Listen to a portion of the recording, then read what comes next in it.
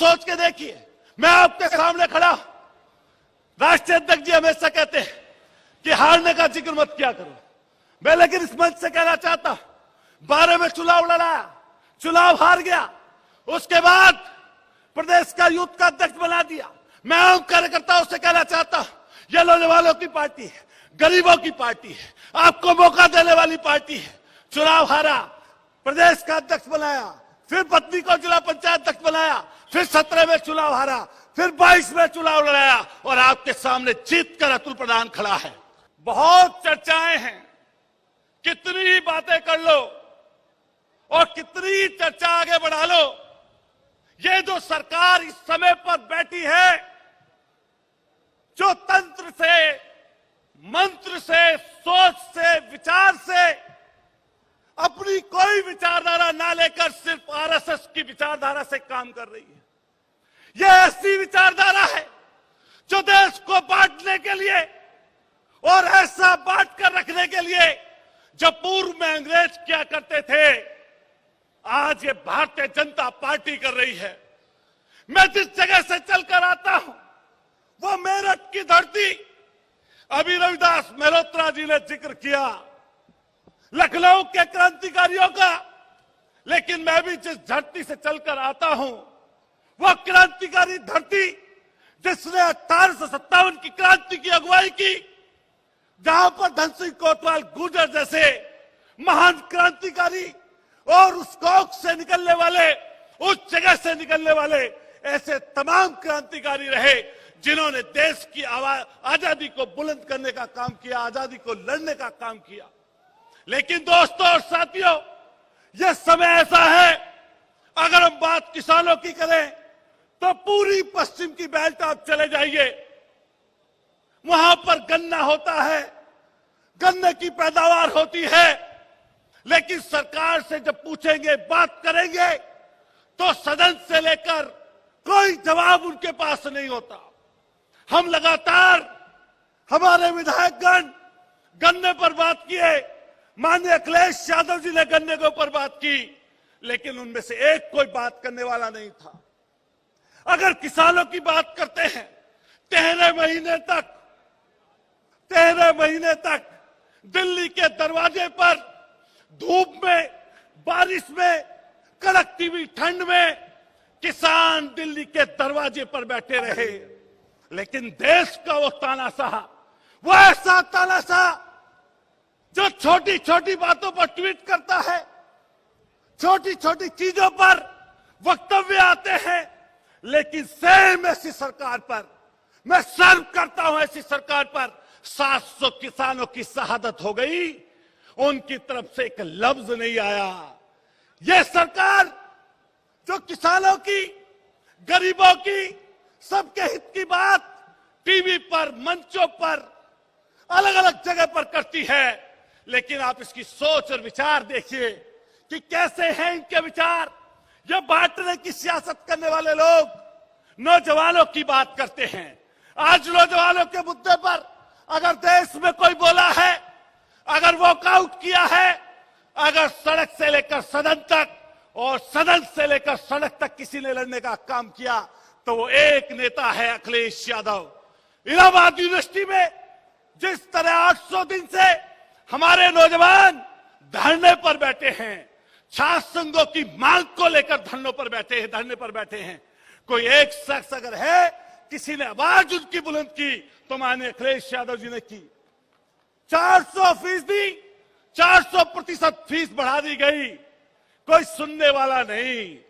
किस तरह बेरोजगारी का आलम है, कोई पॉलिटेक्निक कर ले, कोई आईटीआई कर ले, कोई बीटेक कर ले, कोई एमटेक कर ले, कितनी बड़ी डिग्री ले ले, लेकिन इस सरकार ने कसम खा रखी है, कसम, कि रोजगार उपलब्ध नहीं होगा। अगर रोजगार की बात करोगे, अगर इनके खिलाफ किए गए कामों की बात करोगे तो उसके ऊपर मुकदमे लाद दिए जाएंगे, जेल भेजा जाएगा, तमाम तरीके से उत्पीड़न किया जाएगा।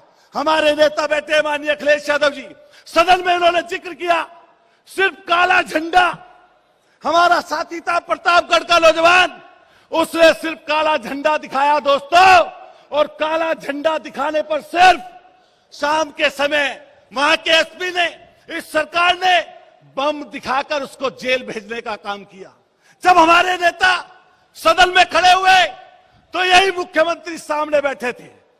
जिक्र किया माननीय अखिलेश यादव जी ने कि मुझे फोन पर धमकी आई और किसी ने मारने की धमकी दी, लेकिन हमारे नेता ने दिल देखिए, और ये बात सदन में नेता ने कही कि दिल देखिए।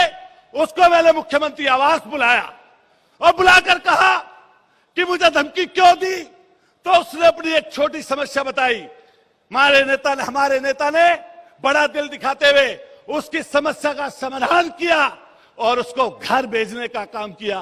नेता हो तो ऐसा हो जिसका दिल इतना विशाल हो, ऐसा दिल ना हो कि झंडा कोई दिखाए तो बम में जेल भेज दो, कोई विरोध करे तो उसको जेल भेज दो। मैं तमाम चीजें कहना चाहता हूं, लेकिन क्योंकि समय की कमी है, यह सरकार ऐसी है जब नाश मनुष्य पर छाता है पहले विवेक मर जाता है। इस सरकार का विवेक मर गया है, यह तानाशाही में है। हम सब लोगों को मिलकर, ए नौजवान साथियों, ए हमारे पार्टी के क्रांतिकारी नेताओं और साथियों, नौजवान साथियों, हम सबको मिलकर खड़ा होना पड़ेगा। अरे मुकदमे लगेंगे, जेल हम जाएंगे, गैंगस्टर ये लगाएंगे, एनएसए ये लगाएंगे। हम अपने महबूब नेता से कहना चाहते हैं कि अगर जान की भी कुर्बानी देनी पड़ेगी किसानों के लिए, नौजवानों के लिए, तो ये तमाम नौजवान निकलकर सड़कों पर लड़ने का काम करेंगे। मैं एक चीज कहते हुए अपनी बात को समाप्त करूंगा। बाबा साहब का जिक्र किया, मैं कई जगह जाकर देखता हूं, हमारी तमाम जातियां हैं, सैनी हो, कश्यप हो, पाल हो, प्रजापति हो, राजभर हो, कुशवाहा हो, मौर्य हो, जाट हो, गुजर हो, जाटव हो, वाल्मीकि हो। आप निकलिए रास्तों पर और निकलकर चलिए और लोगों में अपनी पार्टी का प्रचार प्रसार और वो बात रखने का काम करिए जिससे हमने संविधान को आगे बढ़ाने का काम करें। आने वाले समय को बेहतर बनाने के लिए हम सब लोगों को इकट्ठा होना पड़ेगा। एक छोटी सी बात कहते हुए कि आज का जो समय है वो समय इस तरह का है, एक व्यक्ति रोटी बेलता है, एक व्यक्ति रोटी खाता है और एक व्यक्ति रोटी से खेलता है। ये तीसरा व्यक्ति जो है, जो रोटी से खेलता है, उसको परवाह नहीं है उस रोटी बेलने वाले व्यक्ति से, उसको परवाह नहीं है उस रोटी खाने वाले व्यक्ति की, उसको सिर्फ परवाह है रोटी से खेलने की। रोटी से खेलने का मतलब नौजवान साथियों, बड़े बुजुर्ग जानते हो, वो लोग जो 2.5 लाख करोड़ का कर्ज लेकर इस देश को गिरवी रखने का काम कर रहे हैं, अडानी और अंबानी जैसे। अगर नौजवान साथियों हम सब ने निकलने का काम ना किया, इकट्ठे मिलकर चलने का काम ना किया, तो आने वाला समय बड़ा विकराल है। हम सब लोगों को पार्टी के एजेंडे पर, सोच पर, विचार पर आप सोच कर देखिए। मैं आपके समय, आप सोच के देखिए, मैं आपके सामने खड़ा।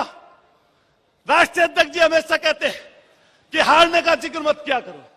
मैं लेकिन इस मंच से कहना चाहता हूं, 12 में चुनाव लड़ा, चुनाव हार गया, उसके बाद प्रदेश का यूथ का अध्यक्ष बना दिया। मैं आम कार्यकर्ताओं से कहना चाहता हूं, यह नौजवानों की पार्टी है, गरीबों की पार्टी है, आपको मौका देने वाली पार्टी है। चुनाव हारा, प्रदेश का अध्यक्ष बनाया, फिर पत्नी को जिला पंचायत अध्यक्ष बनाया, फिर 17 में चुनाव हारा, फिर 22 में चुनाव लड़ाया और आपके सामने जीत कर अतुल प्रधान खड़ा है, जीत कर खड़ा है। और फिर छोटे से लेकर बड़े तक, छोटी समस्या से लेकर बड़े तक, हर चीज को, हर बात को हमारी पार्टी सुनने वाली है। इसलिए हम सब लोगों को मिलकर चलना पड़ेगा, मिलकर रहना पड़ेगा। इस सरकार के लिए लास्ट बात कहते हुए, तुम्हारी फाइलों में गांव का मौसम रंगीन है, मगर ये आंकड़े झूठे हैं, दावा किताबी है। बहुत बहुत आप सब साथियों का धन्यवाद। मैं अपने सरदने के आवाम का, उन गरीबों का, नौजवान साथियों का